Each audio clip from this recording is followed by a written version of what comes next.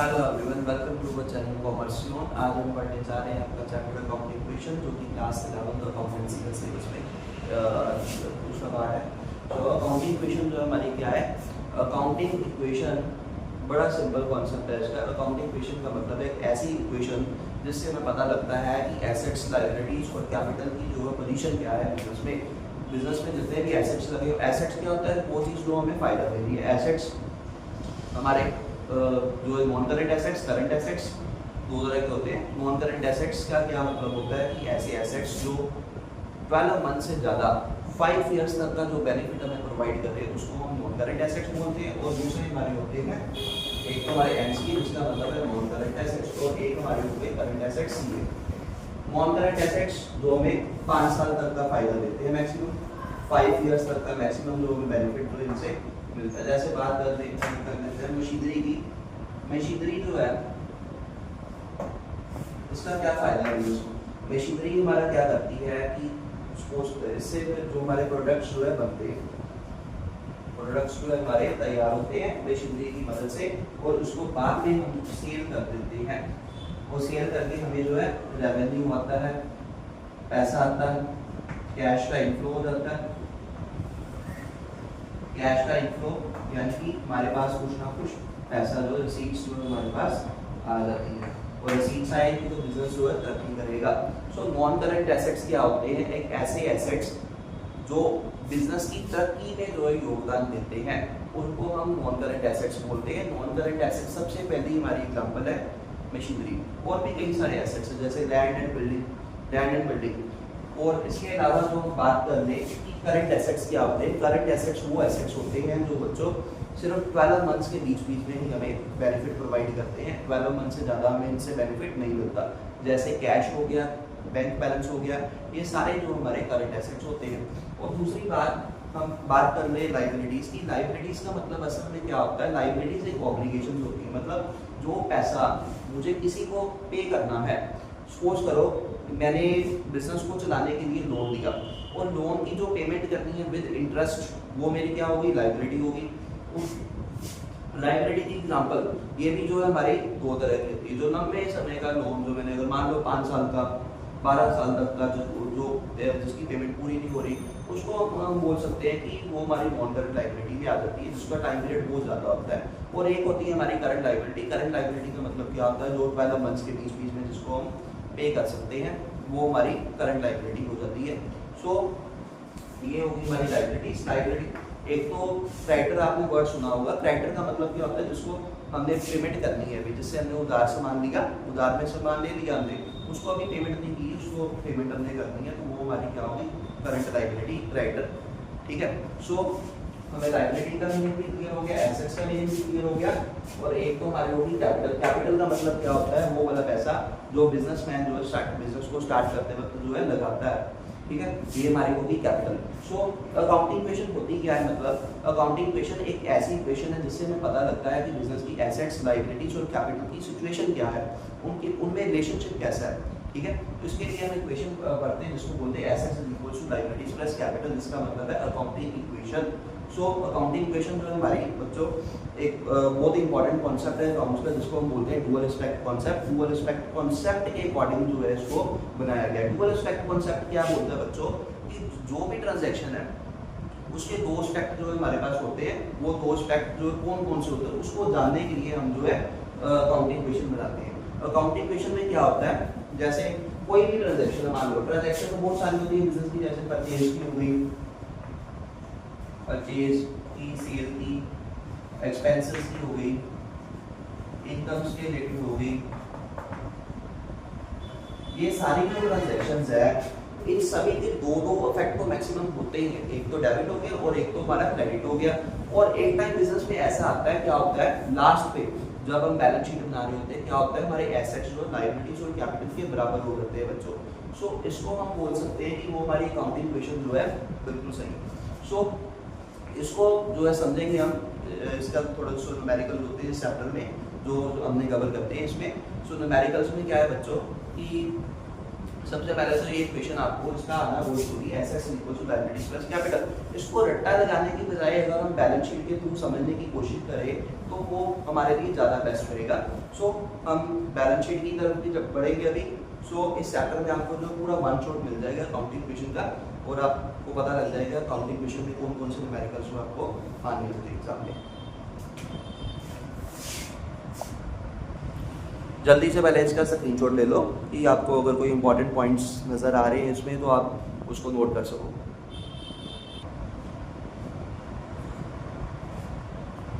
Okay, तो बच्चों अब हम इसको बैलेंस शीट के थ्रू जानने की कोशिश करते हैं। ठीक है, जो हमारी अकाउंटिंग इक्वेशन है वो बैलेंस शीट के थ्रू हम इसको कैसे देख सकते हैं। सो इसका लिए भी एक फॉर्मेट होता है हमारे पास। बैलेंस शीट का जो फॉर्मेट है वो हम समझेंगे पहले। बैलेंस शीट जिसको हम कुछ ऐसे बनाते हैं,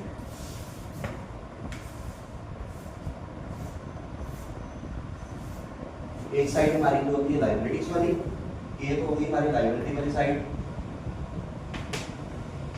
और एक साइड हमारी एसेट्स वाली।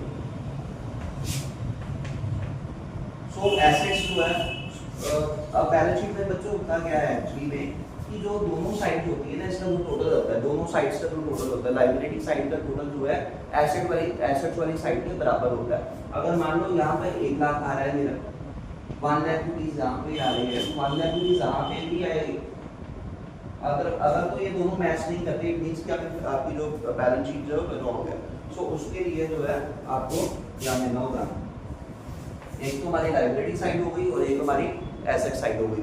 सो लायबिलिटी वाली साइड में ही हम कैपिटल को भी इंक्लूड करते हैं। इस साइड को बोल सकते हैं ये हमारी कैपिटल और बाकी सारी लायबिलिटीज जो हमने अभी डिस्कस की थी ना, नॉन करंट लायबिलिटीज हो गई, करंट लायबिलिटीज हो गई, उसको जो है लिखते हैं यहाँ पे नॉन करंट लायबिलिटीज और करंट लायबिलिटीज, इनको यहाँ पे नोट कर देते हैं। और दूसरी साइड पे अगर बात करें एसेट्स वाली साइड में हमारे पास दो चीजें, नॉन करंट एसेट्स हो गए और एक हमारे करंट एसेट्स हो गए। ठीक है, इन दोनों को मिलाकर अगर टोटल हमारा 1 लाख आ रहा है, इधर भी 1 लाख आ रहा है, हम बैलेंसिंग बड़े अच्छे से कर सकते हैं। इक्वेशन यहाँ सारी इक्वेशन जो बैलेंस शीट से ही बन रहेगी हमारी। तो कैसे बनेगी देखो, अगर मान लो नॉन करंट एसेट्स भी 50,000 है, करंट एसेट्स भी 50,000 है, तभी तो मेरा फिर टोटल आया होगा 1 लाख रुपीस जो टोटल है मेरा वो फिर ही आया होगा। जरूरी नहीं कि इस तरीके से आएगा, इसको हम इस तरीके से मान सकते हैं 60,000 भी हो सकता है, यहाँ पे 40,000 हो सकता है, और यहाँ पे 1 लाख रुपीस आ गए हो, इस तरीके से भी हो सकता है। सो इसको अभी तो हम एग्जांपल दे रहे हैं 50,000 वाली, 50 लगा हुआ है, और करंट एसेट्स भी हमारे 50,000 है और करंट एसेट्स भी हमारे 50,000 है।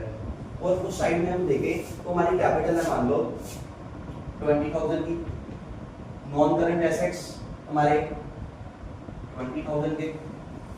अब देखो 20,000 40,000 रुपीस तो मेरे यहाँ पे लगे हुए हैं, तो करंट लायबिलिटीज में अच्छे से निकाल सकता हूँ। कैसे निकाल सकता हूँ मैं, 1 लाख में से 20,000 40,000 को माइनस करके मेरे पास बचेगा कितना 60,000। इट मींस मुझे पता लग गया कि करंट लायबिलिटीज मेरी कितनी है 60,000 रुपीस की। सो फर्स्ट इससे हमारा फॉर्मूला बन सकता है बच्चों, क्या फॉर्मूला बन सकता है कि मैंने करंट लायबिलिटीज कैसे फाइंड की, मैंने करंट लायबिलिटीज का फॉर्मूला क्या बन गया मेरा, टोटल एसेट्स, जो टोटल एसेट्स वाली साइड थी मेरी, या फिर टोटल लायबिलिटीज वाली साइड थी, उसमें से मैंने माइनस कर दिया कैपिटल को और नॉन करंट लायबिलिटीज को, और जो बैलेंस मेरे पास बच गया उसको मैंने क्या बोल दिया, करंट लायबिलिटीज। ठीक है, अगर इससे भी सिंपल एग्जांपल हम समझे, अगर जो हमारे अभी ये थोड़ी सी कॉम्प्लेक्स हो गई, इसको थोड़े इजी वे में हम समझने की कोशिश करते हैं। उतनी देर इसका स्क्रीनशॉट ले लो।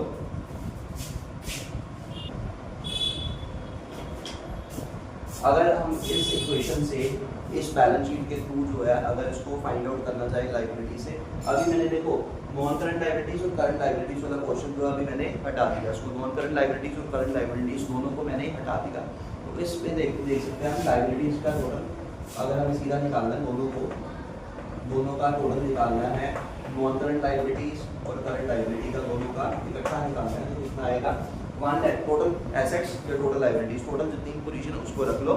टोटल पोजीशन हमारी कितनी है 1 लाख, 1 लाख में से हमारी जो कैपिटल है 30,000 रुपये उसको हटा दो, तो हमारे पास लायबिलिटी कितनी बचेगी, 1 लाख में से 20,000 हटा दिए तो मेरे पास कितना बचेगा 80,000। ये हमारी आ गई लायबिलिटीज। अगर एसेट्स निकालने हो 1 लाख रुपीज मेरे जो एसेट्स है वो कैसे निकलेंगे, लायबिलिटीज और कैपिटल का टोटल कर दो। लायबिलिटीज कितनी आ गई 80,000।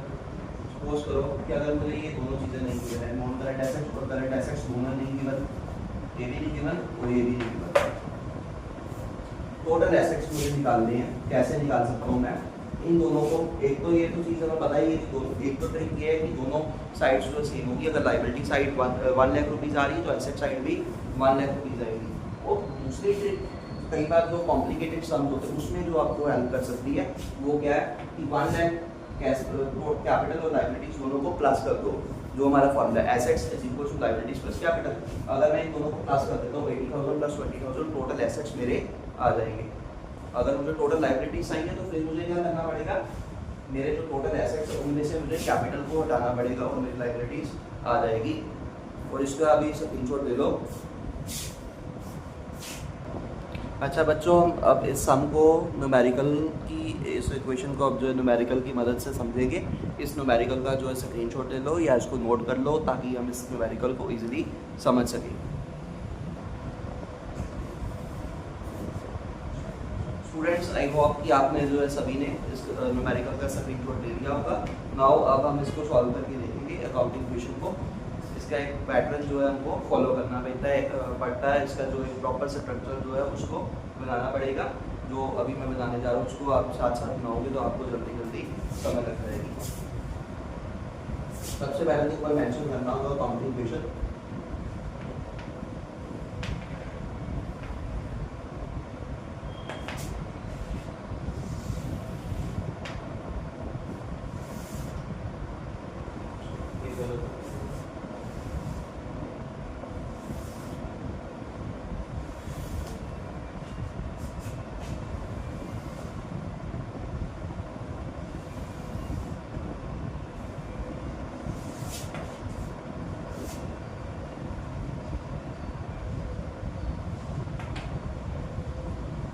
ट्रांजैक्शन सीरियल नंबर और उस साइड में हमारा आएगा जो हमारी इक्वेशन एसेट्स। इतनी स्पेस जो है सारी मैं एसेट्स को दूंगा, इधर is equals to liabilities plus capital. जितनी लायबिलिटीज आ रही है और कैपिटल आ रही है उसको जो है हमको इंक्लूड करना है। जो इक्वेशन है हमने अभी सारी नोट करी है, तो जितना जो भी हमारी ट्रांजैक्शन है वो अभी नोट कर दी है। उसके अकॉर्डिंग जो हम ट्रांजैक्शन की एंट्रीज को इसको अकाउंटिंग इक्वेशन के तरीके से समझेंगे। उसके जो दो एस्पेक्ट्स निकल रहे हैं, डेबिट और क्रेडिट, या कौन सा एसेट बढ़ रहा है या कौन सी लायबिलिटी डिक्रीज हो रही है, उसको जो है हम अभी समझेंगे। फॉर एग्जांपल, जो हमारे पास पहली ट्रांजैक्शन है, Shyamlal comments business with cash ₹60,000। Shyamlal ने 60,000 रुपीज कैश लगा के जो है बिजनेस स्टार्ट किया। कैश जो अल्टीमेटली उसकी, अभी मैं एक बात बता दूं, कैश जो है कैपिटल के बराबर हो जाएगा। अगर कैश कम होता है, कैश डिक्रीज होगा तो हमारी कैपिटल भी जो है वो डिक्रीज हो जाएगी। अगर हमारा कैश बढ़ता है, इंक्रीज होता है, तो कैपिटल भी इंक्रीज हो जाएगी। मतलब कैश और कैपिटल दोनों जो है एक दूसरे के समान बराबर चलेंगे। और इसका जो फर्स्ट वाली जो हमारी एंट्री थी ट्रांजैक्शन की, हमारी फर्स्ट वाली, उसने जो बिजनेस स्टार्ट किया यानी कि कैपिटल लगा दी उसने, कैपिटल इंट्रोड्यूस करी उसने कितनी, ₹60,000। अब बच्चों इसमें क्या है, जो 60,000 रुपीज है, बिजनेस के पॉइंट ऑफ व्यू से देखें तो बिजनेस के पास क्या आ रहा है, कैश आ रहा है, 60,000 रुपीज कैश आ रहा है। और वो कैश जो अल्टीमेटली कहाँ पे जाएगा, कैपिटल में जाएगा। सो कैश और कैपिटल दोनों जो है बढ़ रहे हैं, इंक्रीज हो रहे हैं। कैश अगर इंक्रीज होगा तो कैपिटल भी जो है वो इंक्रीज हो जाएगी। कैश हमारा कितना है 60,000, तो कैश 60,000 हमारा एसेट, उसको जो है रिकॉर्ड करने गया, हमारा कैश जो है कितना आ गया 60,000 और उधर कैपिटल कितनी आ गई हमारे पास 60,000। अभी हमारे पास लायबिलिटी नहीं है, इसको हम 0 मान लेते हैं, प्लस इज इक्वल टू। सो ये फर्स्ट एस्पेक्ट जो है हम इस तरीके से जो है नोट करेंगे, इसको नोट कर लो।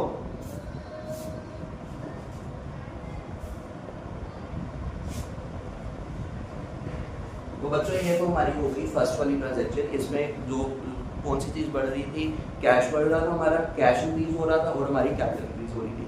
कैश और कैपिटल दोनों जो है इंक्रीज हो रहे थे, इसके दोनों फैक्ट्स जो हमने रिकॉर्ड कर लिए। और इसके बाद हमारा अगला काम क्या होता है, हम अगली एंट्री देखनी है हमने। फर्स्ट वाली इक्वेशन को तो हमने एज इट इज नोट कर लिया इस तरीके से। अब सेकंड इक्वेशन क्या है उसको नोट करेंगे। सेकंड वाली हमारी he deposited to bank, he deposited into bank, उसने बैंक में बैलेंस जो जमा करवाया है, ही डिपॉजिटेड टू बैंक, कितना पैसा जमा करवाया है, 30,000 रुपीज, 30,000 रुपीज जो है वो बैंक में जो है जमा करवाने गया। अब देखो बैंक भी हमारा जो है करंट एसेट है, कैश भी जो है हमारा करंट एसेट है। 30,000 रुपीज उसने क्या किया, कैश जो है निकलवा लिया, कैश उसने जो है निकलवा लिया 30,000 रुपीज। वो वाला कैश उसने कहाँ पे रख दिया, बैंक में, बैंक भी उसका है और कैश बैलेंस भी उसका है। कैश उसका 30,000 जो है डिक्रीज हो रहा है, कम हो रहा है, तो कैश को जो 30,000 से माइनस कर दूंगा। अल्टीमेटली ये जो 30,000 है ये जा कहाँ पे रहा है, ये जो 30,000 रुपीज है ये कहाँ पे जा रही है, बैंक बैलेंस में जा रहा है उसके। So bank is also a type of current asset. So bank उसका जो बैंक बैलेंस है 30,000 रुपीज से इंक्रीज हो जाएगा। Bank is a new type of asset, bank एक नया एसेट है जो मैंने अभी इंक्लूड करा है उसमें। सो मैं इसको भी ऊपर लिख दूंगा प्लस 30,000, ये तो इंक्रीज हो रहा है ना, इसको प्लस कर देंगे, ठीक है। तो हमारी इक्वेशन क्या निकल आएगी, अगर हम इसको इक्वेशन के रूप से देखेंगे, is equal to in the liability zero, अभी तो कोई इफेक्ट नहीं पड़ा लायबिलिटी में, उसको मैंने जीरो रख दिया। कैपिटल में कोई इफेक्ट नहीं पड़ा, उसको भी मैंने जीरो रख दिया। 60,000 में से अगर मैं 30,000 जो है माइनस कर देता हूँ, मेरे पास कितना बचेगा 30,000, 30,000 प्लस 30,000 अगर करता हूँ मैं, तो मेरा एलएचएस जो है लेफ्ट हैंड साइड जो है इसका बैलेंस कितना आ रहा है मेरे पास 60,000। और दूसरी साइड अगर राइट हैंड साइड का बैलेंस की बात करें हम, उसमें क्या हो रहा है 0 प्लस 60,000, मतलब कि क्या हो रहा है कि जो एलएचएस है आरएचएस के बिल्कुल बराबर हो गई है, इक्वल हो गई है। ये क्या हो गया हमारा कि जो हमारे एसेट्स वो लायबिलिटीज और कैपिटल के बिल्कुल बराबर है। सो फर्स्ट और सेकंड इक्वेशन का काम तो हमने कर लिया। थर्ड फोर्थ फिफ्थ जो है उसको भी हम समझेंगे किस तरीके से दूसरी एंट्री से उनके दो और कई बार तो 3 एस्पेक्ट निकल के आते हैं, उनको हम जो क्लियर करेंगे। सो थर्ड एंट्री मैंने बताया purchase machinery for 10,000 rupees, machinery purchase करी हमने, मशीनरी परचेज करी है 10,000 रुपीज। देखो 10,000 रुपीज की मैंने मशीनरी परचेज कर ली। मशीनरी मैंने परचेज कैसे की, कैश पेमेंट की होगी, कैश पेमेंट कर दी मैंने। अभी क्रेडिट वाला कुछ भी मेंशन नहीं है, इसका मतलब क्या हो गया कि मैंने कैश पेमेंट करी है और 10,000 रुपए की जो मशीन है वो परचेज करी है। 10,000 रुपीज की जो मशीन है उसका प्राइस जो है 10,000 रुपीज है। 10,000 रुपए जो है कैश में से जो है डाउन हो जाएंगे। बैंक बैलेंस में कोई इफेक्ट नहीं पड़ा, यहाँ पे जीरो। बैंक बैलेंस पे तब इफेक्ट पड़ना था अगर उस पे मेंशन होता कि मशीनरी को परचेज किया है बैंक बैलेंस के थ्रू, चेक देकर परचेज किया है। अगर चेक पेमेंट करी होती तो फिर क्या होता, हमारा बैंक बैलेंस डाउन होता, कैश में से फिर कुछ कम नहीं होना था। अभी तो सिर्फ 10,000 जो है सिर्फ कैश में से ही डिक्रीज होगा। और अब देखो बैंक के साथ साथ अब हमारे पास एक न्यू एसेट आ गया जिसको बोलते हैं मशीनरी। मशीनरी की प्राइस क्या है, इसका कितने प्राइस था इसका 10,000, इसको भी हम इंक्लूड कर लेंगे 10,000 इज इक्वल टू। अब देखो टोटल तो कोई इफेक्ट नहीं पड़ा, लायबिलिटी हमारी जीरो, कैपिटल भी हमारी जीरो। इस ट्रांजैक्शन का कैपिटल और लायबिलिटी में कोई इफेक्ट नहीं पड़ा। अभी जो भी इफेक्ट पड़ा था उसको हमने नोट कर लिया एज इट इज। अब इसके बाद क्या होगा, हमारी इक्वेशन क्या आएगी उसको ध्यान से समझेंगे। 30,000 में से मैंने अगर 10,000 निकाल दिए, 20,000 मेरे पास बच गया प्लस 30,000 ये वाला।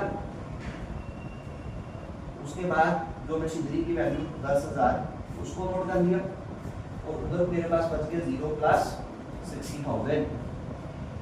अब देखो इसका टोटल करेंगे हम, लेफ्ट हैंड साइड और राइट हैंड साइड दोनों का टोटल करके देखेंगे कि कौन सी चीज किसके बराबर आ रही है।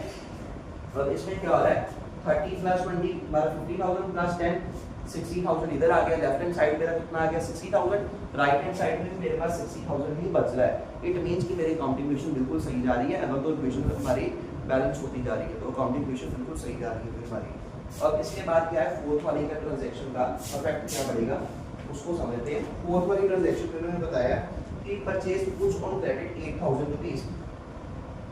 क्रेडिट में जो है हमने गुड्स खरीदी, purchase goods on credit, purchase goods on credit 8000 rupees. पहले इसका लिखने का स्क्रीनशॉट ले लो, उसको नोट कर लो।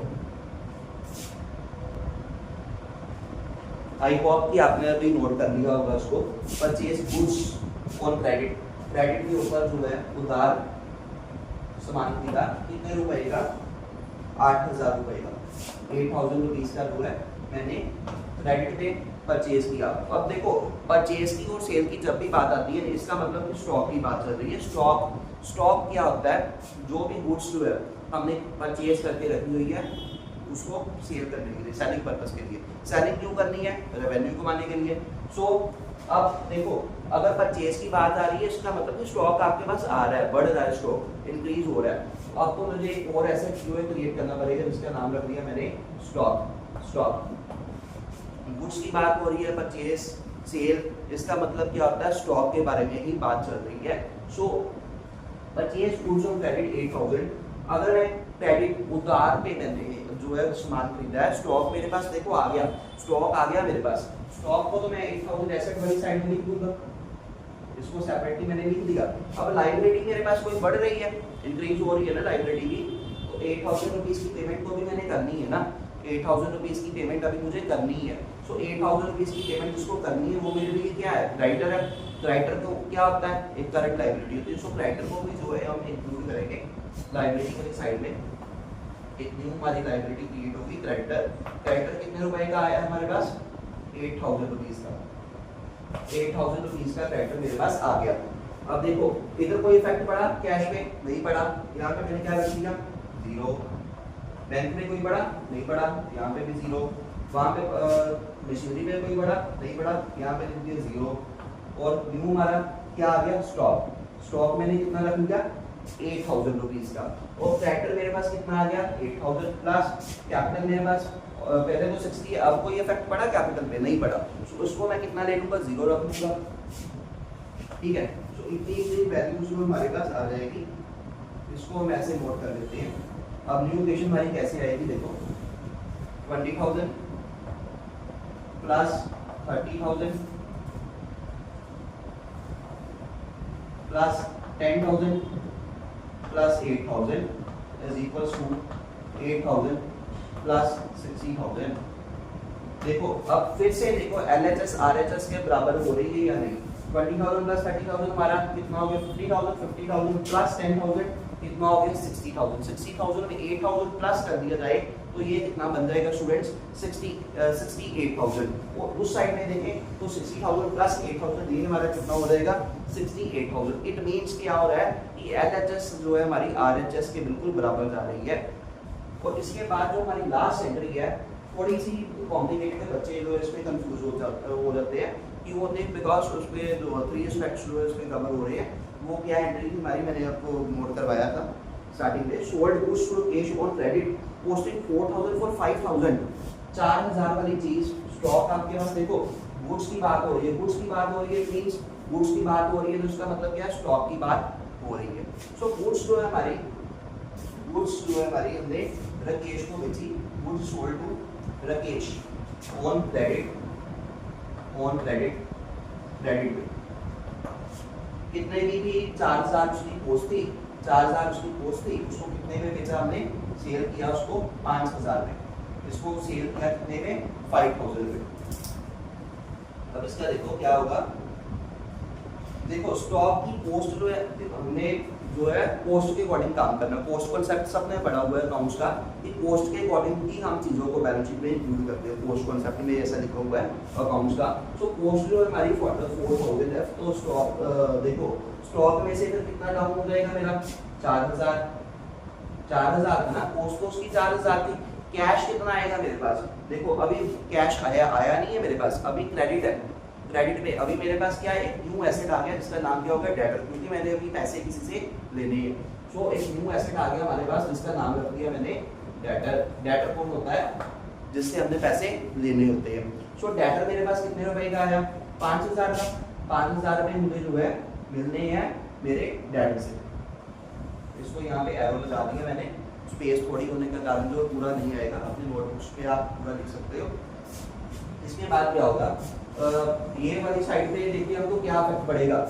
4000 वाली चीज जो है, 4000 वाली चीज 5000 रुपए में बेच रहा हूँ, इसका मतलब क्या हुआ कि 1000 रुपए का मेरे पास प्रॉफिट आ रहा है। सो प्रॉफिट जो है वो कैपिटल में ऐड हो जाता है, 1000 रुपए प्रॉफिट जो मेरा यहाँ पे ऐड हो जाएगा। अब मेरे पास अकाउंटिंग इक्वेशन जो नई लिखने वाली आएगी उसको हम समझेंगे। 20,000 plus 30,000 plus 10,000, 8,000 minus 4,000 plus 4,000 plus अगर हमारा क्या आ गया 5,000, उधर कितना आ जाएगा 8,000 प्लस कितना आ गया 61,000। ये हमारे इस तरीके से कुछ इक्वेशन जो है बैलेंस हो जाएगी। और जब भी हम इक्वेशन को बैलेंस करते हैं इसको ऐसे इसके नीचे लिखना होगा न्यू इक्वेशन। इसको ऊपर जैसे जितनी भी बार हमने जो इक्वेशन बनाई थी ना उसके सामने हमको लिखना होता है ऐसे, जो ये वाली आई थी, ये वाली भी, ये वाली भी और ये वाली भी, इसके सामने न्यू इक्वेशन जरूर लिखना होता है ट्रांजैक्शन वाली साइड में। सो ये था हमारा अकाउंटिंग इक्वेशन वाला चैप्टर। आई होप कि आप सबको समझ लगा होगा, और अगर आपको समझ लगा है तो प्लीज़ हमारा चैनल सब्सक्राइब करें, लाइक करें और शेयर करें।